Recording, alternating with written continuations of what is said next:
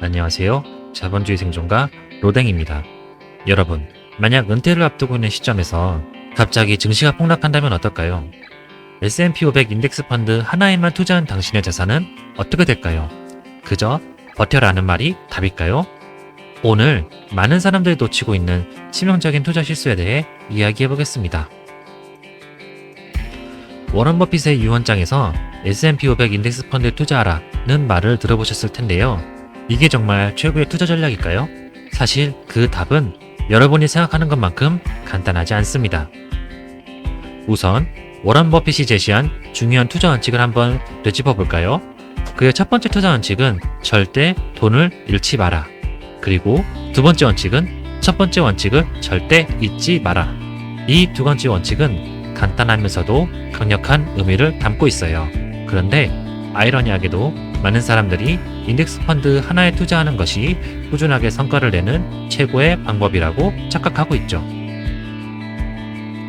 사실 인덱스 펀드 하나에만 투자하는 것이 위험할 수 있는 이유는 간단합니다. 시장은 언제나 예측할 수 없는 방향으로 움직이기 때문입니다. 여러분이 은퇴를 준비하고 있거나 중요한 목표 시점에 다가왔다고 가정해 봅시다. 물론 이 시기까지 오랜 시간이 걸릴 테니 인덱스 펀드에 꾸준히 투자했다면 연 평균 10%에 달하는 성장이 있었을 확률이 높습니다. 그런데 이제 수익을 실현하려고 하는 찰나 갑자기 증시가 폭락한다면 어떻게 될까요? 인덱스 펀드에만 투자한 자산은 그저 시장의 변동성에 무방비로 노출됩니다. 결국 목표 시점에 필요한 자산을 크게 잃을 위험이 있는 것이죠. 그렇다면 이런 상황에서 우리는 어떻게 해야 할까요? 바로 자산 배분입니다. 처음부터 자산 배분을 해야 한다는 말은 아니에요.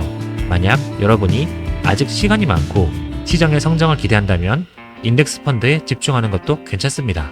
하지만 목표 시점에 가까워질수록 자산을 보다 안전한 자산으로 나누는 것이 필요합니다. 그리고 여기서 중요한 점이 또 있습니다.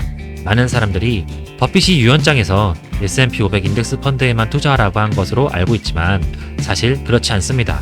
버핏은 90%를 S&P 500 인덱스 펀드에 나머지 10%를 채권에 투자하라고 했습니다. 버핏조차도 전체 자산을 한 곳에 몰빵하는 것을 경계한 것이죠. 즉, 그도 자산 배분의 중요성을 알고 있었던 겁니다.